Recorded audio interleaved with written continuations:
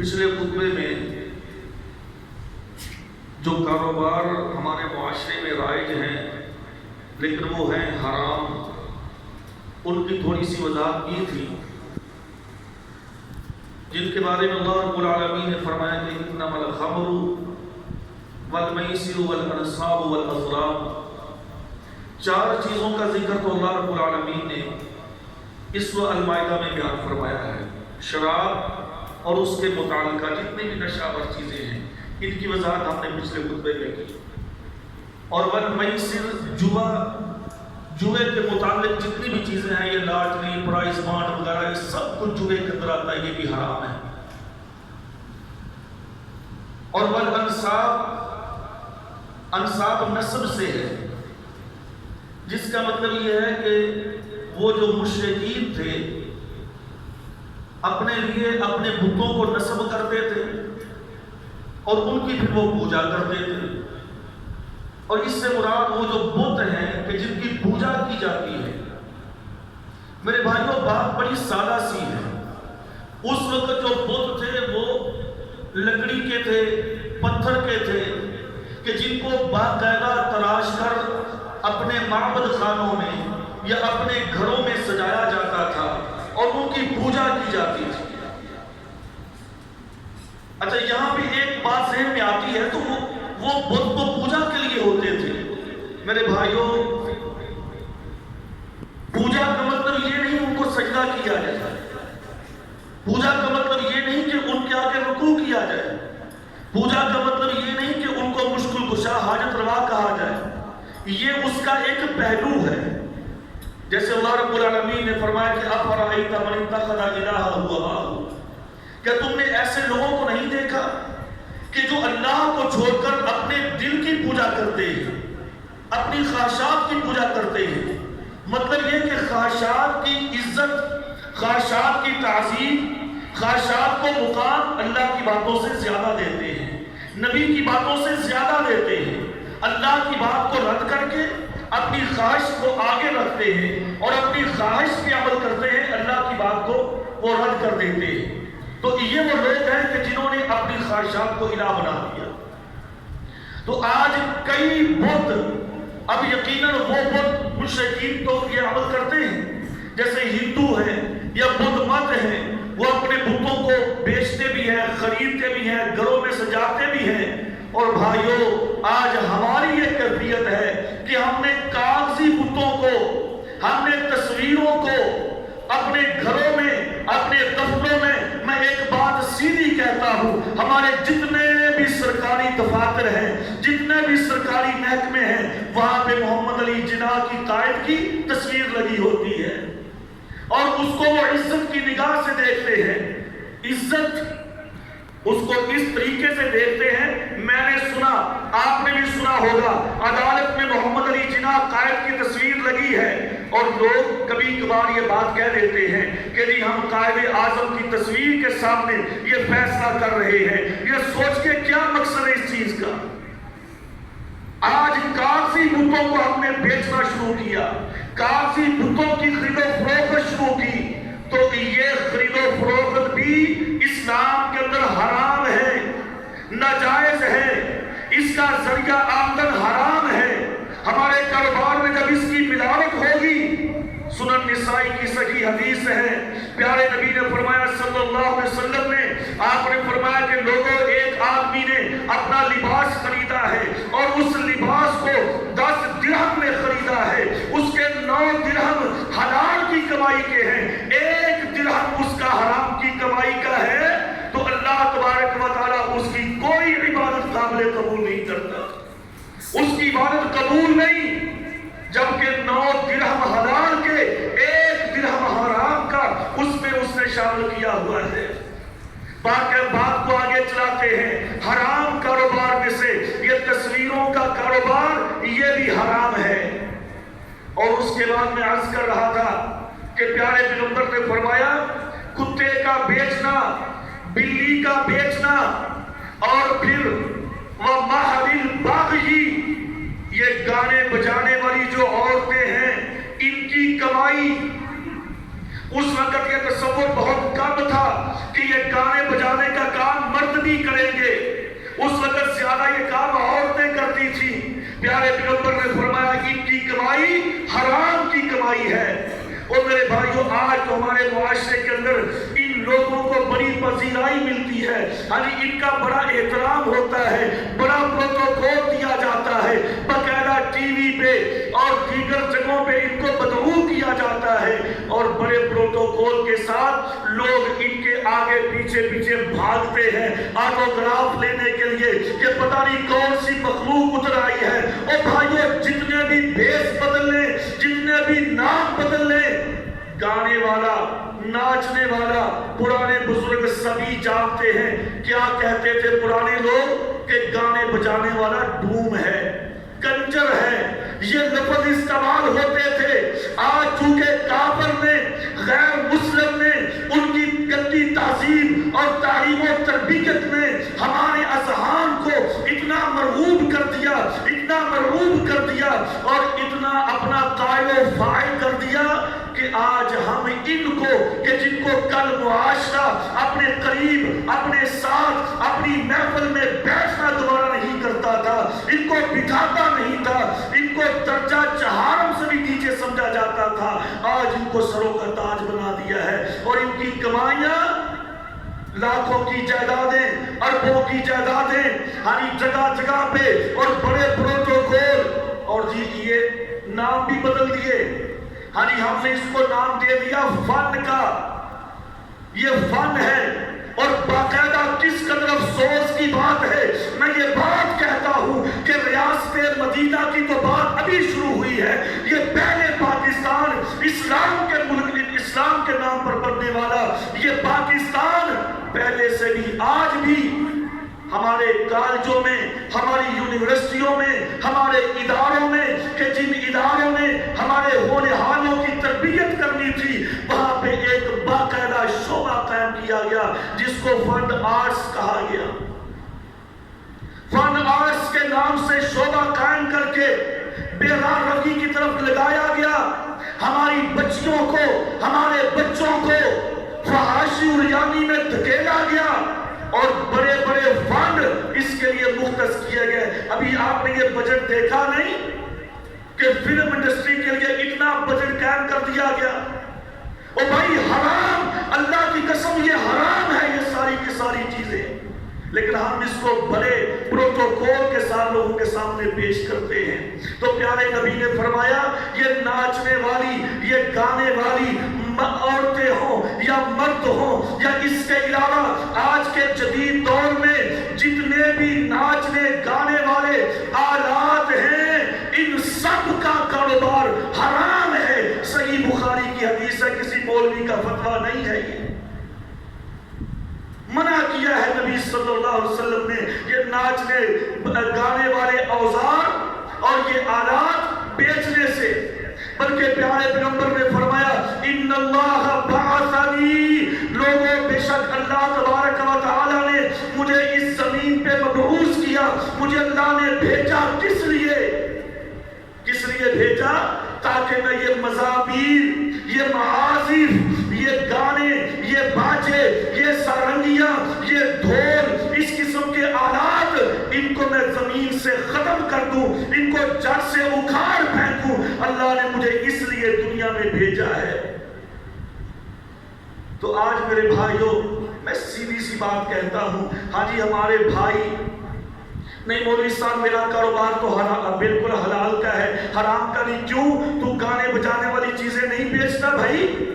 وہ جی آگے وہ اس کی مرضی ہے نا, اس کو جائز استعمال کرے, اس کو ناجائز استعمال کرے, لیکن میں تو یہ نیت نہیں رکھتا. او بھائی یہ چیزیں, یہ اس کو ہیلا کہا جاتا ہے. سنن نسائی کی حدیث ہے, پیارے پیغمبر صلی اللہ علیہ وسلم فرماتے ہیں کہ من احتقر عنبا, جو آدمی انگور کو موسم میں روک لیتا ہے اور بعد میں اس کو اس لیے بیچتا ہے کہ یہ آدمی اس کی شراب بنائے گا. جو آدمی کھجور کو روک لیتا ہے اور اس کو بیچتا ہے کہ جو اس کی شراب بناتا ہے. ایک آدمی گل کو یا اس قسم کی اشیاء کو روک لیتا ہے اور وہ جانتا ہے کہ میں اس بندے کو فروخت کر رہا ہوں کہ جو اس سے شراب بنائے گا, پیارے نبی نے فرمایا اس بندے نے جانتے بوجھتے اقتحم علی النار علی وجہہ یا علی بصیرۃ، اس بندے نے دیکھتے ہوئے، اس بندے نے جانتے ہوئے جان بوجھ کے جہنم میں چناک لگائی ہے۔ مجھے پتا ہے کہ میں یہ چیز بیچوں گا، یہ گانے بجانے کے آلات ہیں، یہ موسیقی کے آلات ہیں، نبی نے توڑنے کا حکم دیا، میں اس کی کمائی کر رہا ہوں، میرے پاس ذریعہ معاش اور ہے کوئی نہیں، یہ سب بہانہ ہوتا ہے۔ جو آدمی اللہ کے لیے ان ممنوعات سے ہاتھ کھینچ لیتا ہے، ان سے رک جاتا ہے، رب کہتا ہے میرا یہ وعدہ ہے وَمَا مِن دَابَّةٍ فِي الْأَرْضِ إِلَّا عَلَى اللَّهِ رِزْقُهَا، میں اس کا رزق کبھی بند نہیں کروں گا، میں اسے رزق اس سے اچھا دوں گا۔ رب نے اپنے ذمے لیا ہے کہ رزق میرے ذمے ہے۔ بندہ کہتا جی میرے پاس تو اور کوئی ذریعہ معاش ہے نہیں، اگر میرے ہاتھ سے یہ بھی گیا میں تو بس برباد ہو جاؤں گا۔ میرے بھائیوں بات آگے چلاتے ہیں، پیارے نبی نے فرمایا کہ گانے بجانے والی عورتیں ہوں، مرد ہوں یا یہ آلات ہوں، ان کا کاروبار بھی حرام ہے، اس کی کمائی بھی حرام کی ہے، یہ بھی جائز نہیں ہے۔ اس کے بعد پیارے پیغمبر نے فرمایا جس کی وضاحت بھی ہم نے پچھلے خطبے میں کر دی تھی، یہ ہاتھ دیکھنے والے، یہ نجومی، یہ کاہن، یہ قسمتیں بتانے والے، یہ علوم جبر، یہ علوم رمل، اس قسم کی باتیں کر کے لوگوں کو قائل کرنے والے اور لوگوں کی زندگیوں پہ، لوگوں کے مال و دولت پہ ڈاکے ڈالنے والے، لوگوں کے ایمان کا بیڑا غرق کرنے والے، پیارے نبی نے فرمایا ان کی کمائی بھی حرام کی ہے۔ آگے چلیے میرے بھائیوں، آج کے خطبے میں جو ہم بات کرنا چاہتے ہیں ایک بہت بڑی لعنت ہے جو ہمارے معاشرے میں سرایت کر چکی ہے، جس کو سود کے نام سے ہم جانتے ہیں۔ بڑے بڑے مولویوں نے سود کے حوالے سے بڑے چور دروازے نکال لیے ہیں کہ اس طریقے سے جائز ہے، اس طریقے سے ناجائز ہے، کئی چور دروازے۔ میں ایک ایک کی وضاحت انشاءاللہ کروں گا آئندہ بھی کہ وہ کون کون سے چور دروازے ہیں جو ہمارے معاشرے کے اندر اس قدر عام ہو چکے ہیں کہ بڑے اچھے بڑے سمجھدار دین کا علم رکھنے والے بھی ان سے متاثر ہو گئے اور ان چور دروازوں کے ذریعے سود میں ملوث ہو گئے۔ میرے بھائیوں پہلی بات تو یہ سن لیجئے، پیارے پیغمبر فرماتے ہیں صلی اللہ علیہ وسلم، اس حدیث کو بیان کرنے والے عبداللہ بن حنظلہ رضی اللہ عنہ، ابن ماجہ کی صحیح روایت ہے، الصحیح الترغیب کے اندر یہ روایت موجود ہے، مستدرک حاکم کے اندر بھی امام حاکم نے اس کو نقل کیا ہے۔ فرماتے ہیں کہ نبی صلی اللہ علیہ وسلم سے میں نے سنا، آپ نے فرمایا کہ لوگوں سود کے کم و بیش 73 یا 70 درجے ہیں، سود کے 70 درجے ہیں، اور ان میں سے سب سے ہلکا، سب سے کمزور درجہ اَيَّنْكِحَ الرَّجُلُ أُمَّهُ، یہ کہ آدمی اپنی ماں کے ساتھ زنا کرے، منہ کالا کرے، یہ سود کا سب سے کمزور درجہ ہے، سب سے ہلکا گناہ۔ اور دوسری روایت میں آپ نے فرمایا کہ پیارے پیغمبر نے فرمایا کہ من آکل درہم من الربا، لوگوں لاکھوں روپے نہیں، کروڑوں روپے نہیں، من آکل درہم، جس نے ایک درہم، یعنی کہ ہماری کرنسی کے مطابق جس نے 1 روپیہ سود کا کھا لیا، 1 درہم سود کا کھا لیا، پیارے پیغمبر نے فرمایا جانتے ہو اس کا گناہ کتنا ہے؟ 36 زنیتن، فرمایا کہ کوئی آدمی 36 مرتبہ زنا کرے۔ بھائیو سنگینی دیکھیے، اس کی جرم دیکھیے، 36 مرتبہ ایک آدمی زنا کرتا ہے اور ایک طرف ایک آدمی صرف 1 روپیہ سود کا کھاتا ہے۔ میرے نبی نے فرمایا وہ 36 دفعہ زنا کرنے والا کم گناہگار ہے، یہ 1 روپیہ سود کا کھانے والا زیادہ گناہگار ہے۔ اشد منہ، اس سے زیادہ گناہگار ہے یہ آدمی۔ اور آج ہماری تجارت بغیر سود کے چلتی نہیں ہے۔ آج ہمارے کاروبار بغیر سود کے چلتے نہیں ہیں. ہم کہتے ہیں جی مولوی صاحب اپنی باتیں اپنے پاس رکھو, ہماری پوری معیشت پوری اقتصادیات چلتی ہی سود پر ہے, اس کے بغیر گزارا نہیں. اور میرے بھائیوں بات سیدھی اللہ کی قسم, اگر ہم یہ تصور کریں گے, اگر ہم یہ عقیدہ رکھیں گے کہ سود کے بغیر ہماری معیشت نہیں چل سکتی, تو یہ باطل نظریہ ہے, یہ جھوٹی سوچ ہے. کیونکہ میرا رب کیا کہتا ہے, یمحق اللہ الربا ویربی الصدقات, کہ اللہ سودی معیشت کو برباد کرتا ہے. محق, میں نے پہلے بھی عرض کیا تھا, مجھے یاد ہے, محق کہتے ہیں گندم کے دانے کو جب ہم چکی پہ لے کر جاتے ہیں, 2 پتھر گندم کے دانے کو پیس کے آٹا بنا دیتے ہیں. اللہ کہتا ہے یمحق, میں سودی معیشت کو, سودی کاروبار کو, سودی تجارت کو میں محق ایسے پیس کے آٹا بنا دیتا ہوں. تمہیں نظر آتا ہے کہ سود میں پرافٹ ہے, منافع ہے؟ نہیں, اللہ اس کو برباد کر رہا ہوتا ہے. آج دیکھ لیجئے, ہم کسی حکومت کو نہیں کہتے, ساری حکومتوں کی یہی صورتحال رہی ہے. اربوں ڈالر لے لیے, سود پہ سود چڑھتا گیا, سود پہ سود اٹھاتے گئے, سود پہ سود, پھر آگے قرض لیتے گئے, اور ساری قوم مل کے سود پہ سود اتار رہی ہے, پھر بھی یہ ختم نہیں ہو رہا. ہمارے ملکوں میں کیا ترقی کرنی ہے بھائی؟ اللہ کے وعدے سچے ہیں, ہمیں اللہ کی بات پہ یقین نہیں. میں دعوے سے کہتا ہوں, قرآن مجید کی دلیل سے, نبی کے فرمان کے نصوص سے, اللہ کی قسم اگر آج ہماری حکومتیں, ہماری قومیں سود سے بائیکاٹ کر دیں, اللہ رب العالمین دن دگنی رات چوگنی ترقی دے گا ملکوں کو. لیکن چونکہ ہم یہ کام کرنے کے لیے تیار نہیں ہیں, ہمارا سارا اکانومی کا نظام کافر نے اپنے ہاتھ میں لیا ہوا ہے, ہمیں فرصت نہیں, ہمیں جرت نہیں, ہمارا ایمان اتنا کمزور ہے کہ ہم ان کے آگے بول نہیں سکتے, ہم IMF کے آگے اپنی منوا نہیں سکتے, ان کی مانے بغیر رہ نہیں سکتے. یہ ہماری کیفیات ہیں. اللہ فرماتا ہے سودی معیشت کو میں برباد کر دیتا ہوں. تو آج دیکھ لیجئے, جس ملک کی معیشت آپ کہیں گے, لوگ ماہرین کہیں گے جو تجارت معاشیات کے باہر ہیں, نہیں جی دیکھ لیجئے امریکہ کو دیکھیے, ہاں جی برطانیہ کو دیکھیں, فلاں ملک کو دیکھیں, فلاں ملک کو دیکھیں, وہ بھی سود پہ چلتے ہیں. بھائی وہ کافر ہیں, ہم مسلمان ہیں, وہ تو اور بہت کچھ کرتے ہیں. کیا ہمیں ان کی تقلید کرنی ہے؟ نہیں, ہم مسلمان. اسلام ہمیں جو دعوت دیتا ہے, اسلام ہمیں جو تعلیم دیتا ہے, اللہ فرماتا ہے سود سے باز آ جاؤ. اور یاد رکھیے سود ایسے پھیلا ہوا ہے, آج کوئی فرد, یہ بھی صحیح حدیث ہے, پیارے پیغمبر نے فرمایا کہ یأتین زمان, قیامت کے قریب ایسا زمانہ آئے گا, علی امتی, میری امت پر, کہ کوئی آدمی سود سے نہیں بچ سکے گا.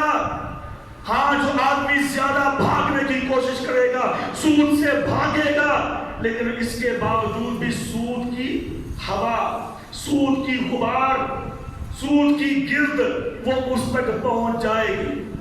کسی نہ کسی طریقے سے سود میں وہ بیچارہ ملوث ہو جائے گا, لیکن وہ بری ذمہ ہوگا. جو آدمی خود سود کا لین دین کرتا ہے, اللہ اکبر کبیرہ, کتنا سخت, یہ آپ کو بھی پتا ہے, مجھے بھی پتا ہے کہ بڑے سخت گناہ ہیں, لیکن المیہ یہ ہے ہم چھوڑنے کے لیے تیار نہیں. پیارے نبی نے فرمایا کہ لعنت ہو اس آدمی پر. اور بھائی نبی کی زبان سے لعنت نکل رہی ہے, وہ مقدس زبان کہ جو وحی کے بغیر نہیں بولتی, اس زبان سے لفظ لعنت کا نکلا. فرمایا کہ لعن رسول اللہ, پیارے پیغمبر صلی اللہ علیہ وسلم نے لعنت کی ہے. کس پر؟ من آکل الربا, جو آدمی سود کھاتا ہے, جو آدمی سود کھاتا ہے. اللہ اور اس کے رسول کی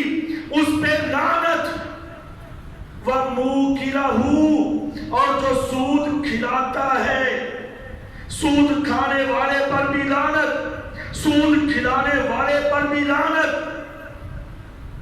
اور فرمایا کہ وَكَاتِبَهُ، جو سود کو لکھتا ہے اس پہ بھی اللہ کے رسول کی لعنت، وَشَاهِدَيْ، اور جو سود پر گواہ بنتا ہے، گواہ بننے والا، اس پہ بھی اللہ کے رسول کی لعنت صلی اللہ علیہ وسلم کی۔ اور بھائیو جس پہ نبی لعنت کرے مطلب صاف اور واضح ہے کہ نبی کی لعنت اللہ کی لعنت ہے۔ اور کیا ہم نے لعنت کو معمولی بات سمجھا ہے؟ سب سے زیادہ عبادت گزار تھا، فرشتوں کا سردار تھا، اپنی مرضی کرتا تھا، زمین پہ آتا، آسمانوں پہ چلا جاتا، زمین کا شاید کچھ جگہ ایسا نہ ہو کہ جہاں پہ اس کا ماتھا نہ گرا ہو، جہاں پہ اس نے عبادت نہ کی ہو، سجدہ نہ کیا ہو، ابلیس اس کا نام ہے۔ لیکن اللہ کے حکم کی عدولی، اللہ نے فرمایا کہ ان علیک لعنتی، تجھ پہ میری لعنت۔ اب لعنت کا مطلب کیا ہے؟ اللہ نے ایسے روندا، ایسے پھٹکارا، ایسے دور کیا کہ اب کوئی بھی بڑے سے بڑا آدمی، سمجھدار، پڑھا لکھا یا جاہل، اپنے بیٹے کا نام ابلیس رکھنے کے لیے تیار نہیں۔ مسلمان ہے، غیر مسلم ہے، یہودی ہے، عیسائی ہے، شیطان کے نام سے نفرت کرتا ہے، اس کو کہتے ہیں لعنت۔ پیارے نبی نے فرمایا کہ سود کھانے والا، سود کھلانے والا، سود پہ گواہ بننے والا اور سود کو لکھنے والا، یہ چاروں کے چارے فرمایا ہم سواء، یہ چاروں برابر کے مجرم ہیں۔ میرے بھائیوں اب ذرا دیکھیے، کرنے والا، سود کو لکھنے والا، دینے والا، گواہ بننے والا، اس پہ اتنا گناہ ہے، تو جو سود کھا رہا ہے، جس کا کام سود کا ہے، اس کا کیا انجام ہوگا؟ اللہ فرماتے ہیں کہ وہ لوگ لا یقومون الا کما یقوم الذی یتخبطہ الشیطان من المس۔ قیامت کے دن جب لوگ کھڑے ہوں گے، اللہ کی بارگاہ میں اکٹھے کیے جائیں گے، قبروں سے اٹھ کر آئیں گے، تو کچھ لوگ ایسے ہوں گے کہ جو پاگل ہوں گے، ذہنی طور پہ مفقود ہوں گے۔ جیسے آج پاگل آدمی، مجذوب آدمی، جو سرے سے بھی کیا گزرا ہو، لوگ اس سے نفرت کرتے ہیں۔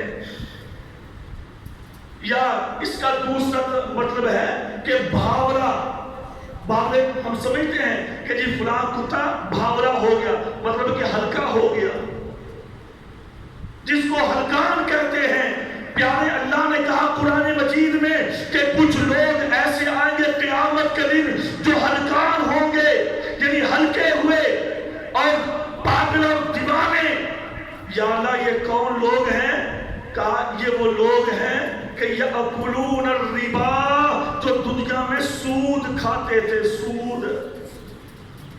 اور بھائیو تھوڑا ہو یا زیادہ ہو، کہتے نہیں تھوڑی مقدار میں سود کی کیا حرج ہے؟ 1% ہو یا 20 یا 80% ہو، سود سود کی ہے اور برابر اس کا گناہ ہے۔ پیارے نبی فرماتے، صحیح بخاری کی حدیث ہے، آپ نے فرمایا کہ 2 فرشتے میرے پاس آئے، واقعہ بڑا لمبا ہے، میں انتہائی اختصار کے ساتھ ایک ہی بات عرض کروں گا۔ فرمایا کہ 2 فرشتے میرے پاس آئے، جبریل ہیں، میکائیل ہیں علیہ السلام، دونوں نے مجھے اٹھایا، لے گئے، آسمانوں کی سیر کروائی۔ سیر کرتے کرتے میں نے کچھ مناظر دیکھے۔ ایک آدمی کو میں نے دیکھا کہ ایک بہت بڑی نہر ہے اور خون کی نہر ہے، اس پہ خون ہے، پانی نہیں، اور ایک آدمی اس میں غوطے لگا رہا ہے، ڈبکیاں لے رہا ہے، چونکہ موت تو وہاں پہ آئے گی نہیں، لیکن وہ ڈبکیاں لے رہا ہے، غوطے لے رہا ہے، اسے تکلیف ہو رہی ہے، وہ ہاتھ پاؤں مارتا مارتا کنارے کے قریب پہنچ جاتا ہے، اور کنارے پر ایک آدمی بیٹھا ہوا ہے جس کے پاس بڑے بڑے پتھر رکھے ہوئے ہیں، اور وہ ایک پتھر اٹھاتا ہے، زور سے پتھر اس آدمی کی طرف مارتا ہے جو سیدھا اس کے منہ پہ جا کے لگتا ہے، اور اس پتھر میں اتنی پاور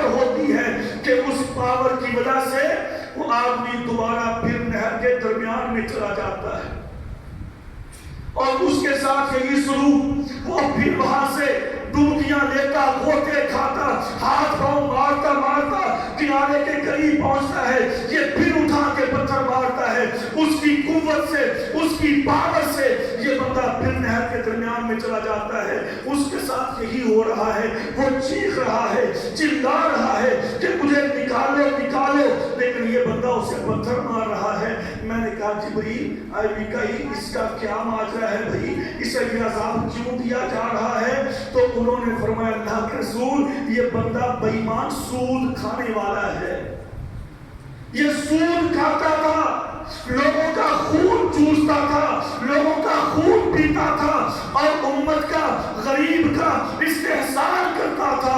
یہ خون چوسنے والا، یہ سود کھانے والا آدمی ہے جس کو یہ قیامت تک کے لیے عذاب دیا جائے گا اور قیامت کے بعد اس کے لیے بڑی سزا ہو۔ تو میرے بھائیوں آج دیکھ لیجئے سود ہمارے اندر کیسے سرایت کر چکا ہے۔ اچھا چل آگے چلتے ہیں، یہ تو اس کی تنبیہات ہیں، یہ تو اللہ نے منع کیا ہے، پیارے پیغمبر نے اس کے بارے میں ہمیں متنبہ کیا ہے۔ اب ذرا آگے چلیے، ہم اپنے معاشرے میں دیکھیں کہ کون کون سے دروازے ایسے ہیں کہ جس کی وجہ سے ہمارے اندر سود کو وہ بھیج دیا گیا، لانچ کر دیا گیا ہے۔ کئی ایسی کمپنیاں معرض وجود میں ہیں، کئی ایسے پروجیکٹ ہمیں سبز بال دکھا کے اس میں حقیقت میں سود ملوث ہوتا ہے اور لوگ اس میں اندھا دھند شامل ہو رہے ہیں۔ ان میں سے ایک بڑی بات میرے بھائیوں، بینکاری نظام اور بینکاری نظام میں گاڑیوں کا لیز پہ لینا یا مکانوں کا لیز پہ لینا، یا بینک سے ایک ذمہ دار آدمی ہے، زراعت کے ساتھ وہ بستا ہے، اب اس کے پاس پیسہ نہیں، اب وہ ذمہ دارہ کرنا چاہتا ہے، کہتا جی میرے پاس اتنا پیسہ نہیں ہے، لہذا ایسے کرتا ہوں کہ میں 2-4 جو ایکڑ ہیں یہ بینک کے پاس گروی رکھ کے، یعنی پلاٹ رکھ کے میں ان سے لون لے لیتا ہوں، قرضہ لے لیتا ہوں۔ بھائیو یاد رکھیے، اللہ کی قسم یہ سود ہے، سود۔ اور وہ بینک سے قرضہ لینا، اس کے ساتھ وہ زراعت، وہ ذمہ دارہ کرنا، فصل کو کاشت کرنا، وہ فصل حرام کی ہے۔ آپ یہ نہ کہیں کہ نہیں جی چلو بینک کے پیسے سے فصل بیچی ہے، میری کاشت کی ہے، چلو اب اس میں سے کچھ جو بنتا اسے بھی دوں گا اور زیادہ بھی دے دوں گا، پاک ہو جائے گی۔ نہیں ہوگی یہ پاک۔ کئی لوگوں کو میں نے دیکھا ہے، ایسے بھائیوں نے مسئلہ پوچھا ہے، او جی میرا ایسا مسئلہ ہے کہ جی پی فنڈ کے حوالے سے اب وہ مجھے مل گیا ہے، میں ٹیچر تھا، ریٹائر ہو گیا، اب میرا پروگرام ہے کہ مجھے کسی نے بتایا ہے کہ میں وہ لے لوں، ہاں کسی اچھے کام پہ نہ لگاؤں، لیٹرینیں بنوا دوں، کسی برے کام پہ لگا دوں۔ اور بھائی لینا بھی حرام ہے، اس کی وضاحت کریں گے۔ یہ جی پی فنڈ کے نام سے یہ بھی سود ہے، اور اس قسم کی تجارت، یہ زراعت، یہ بھی سود ہے، سود۔ آپ بینک سے قرضہ لے کے فصل کاشت کرتے ہیں، یاد رکھیے فصل حرام کی ہے۔ آپ وہ کھا کر نماز پڑھیں، وہ روزے رکھیں، حج کے لیے جائیں، حرام ہے۔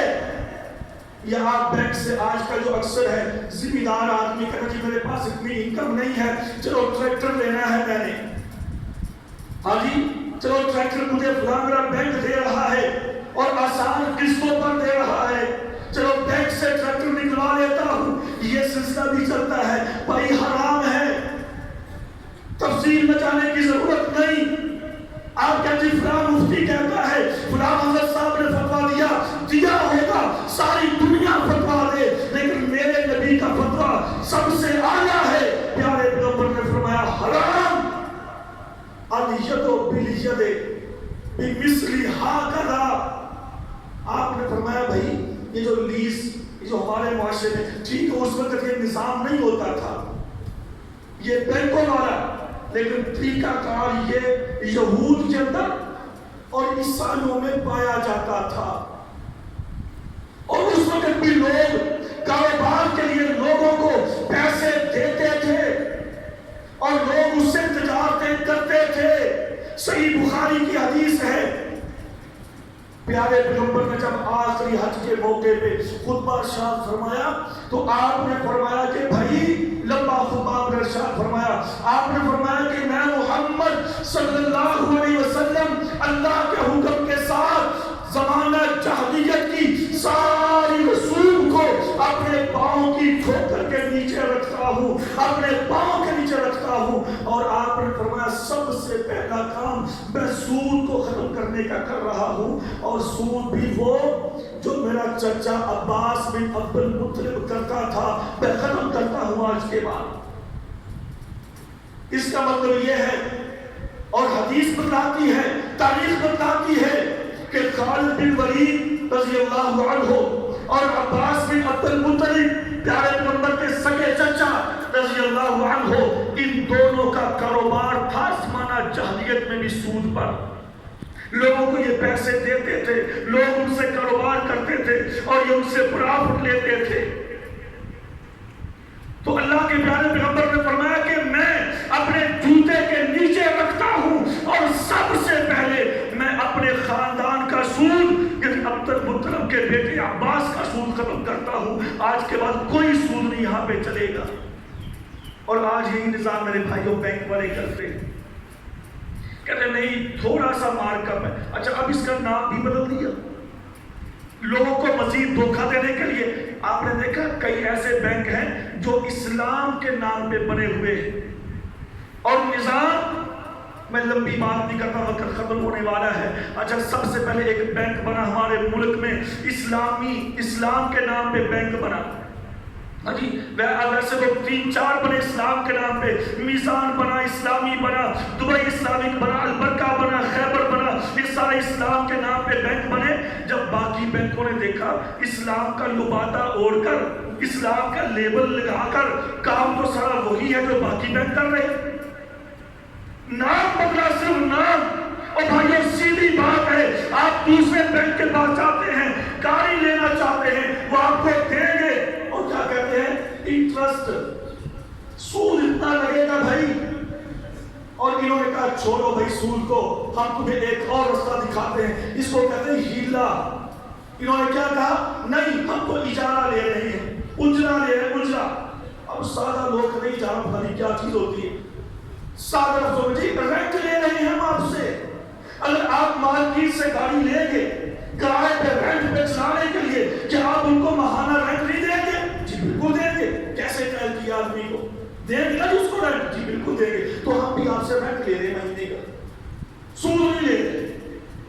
اور بھائی اس میں بڑی کباہتیں ہیں۔ جب باقی بینکوں نے دیکھا ٹھیک ہے، انہوں نے اسلام کا لیبل لگا کے، اسلام کا لبادہ اوڑھ کے، اسلام کے نام پر یہ کام وہی ہے، صرف نام بدل دیا، ہمیں کیا تکلیف ہے؟ آج دیکھ لیں ہمارے پاکستان کے جتنے بینک ہیں، ہر بینک میں ایک الگ سے ڈپارٹمنٹ ہے، الگ سے شعبہ ہے جو اسلامک بینکنگ کے نام سے چل رہا ہے۔ چیز ایک ہے، نام بدلنے سے فرق نہیں پڑتا۔ شراب کو الکوہل کہہ لیں، وکسی کہہ لیں، بھائی اس کو آپ کسی اور کولا کا نام دے لیں، کسی اور مشروب کا نام دے لیں، شراب شراب ہی رہے گی۔ اور بھائی آپ کسی بھی بینک سے لیز پہ گاڑی لیں گے، جو اس کا طریقہ کار ہے صریحاً وہ سود میں آتا ہے۔ آپ ان سے لون لیں گے، قرض لیں گے، اور اس کو آپ جو پرافٹ کو دیتے ہیں سود میں آتا ہے۔ اور اگر آپ اپنا پیسہ وہاں پہ جمع کرواتے ہیں، اس کے لیے تو کئی شعبے ہیں نا، کئی اکاؤنٹ ہیں، اس کی وضاحت انشاءاللہ ہم آئندہ کریں گے۔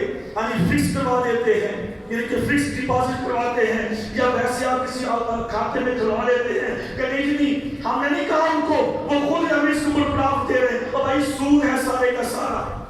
اور جب تک ہم ان سودی حرام کاروبار سے نہیں بچیں گے، ہمارے ملک میں ترقی نہیں ہو سکتی، ہمارے گھروں میں خوشحالی نہیں آ سکتی، ہمارے کاروبار اس میں برکت نہیں آ سکے گی۔ برکت تب آئے گی جب ہم ان ساری حرام کی شرکوں کو اپنے بزنس سے اپنے کاروبار سے نکالیں گے، اس کا پھر حل کیا ہے انشاءاللہ اس کی وضاحت بھی آئندہ ہم کریں گے۔ تو میرے محترم بھائیوں، آج کی بات یہ ہے کہ سود اور گانے بجانے والے آلات، ان کا کاروبار بھی حرام ہے اور اس کی کمائی بھی حرام ہے۔ اس کے اندر ہر کسی کا آدمی ملوث، لینے والا، دینے والا، گواہ بننے والا، لکھنے والا، یہ سارے کے سارے پیارے پیغمبر نے فرمایا ہم سواء، یہ سارے کے سارے گناہ کے اندر برابر کے شریک ہیں۔ اللہ ہمیں حلال کمانے اور کھانے کی توفیق دے۔ وما علیہ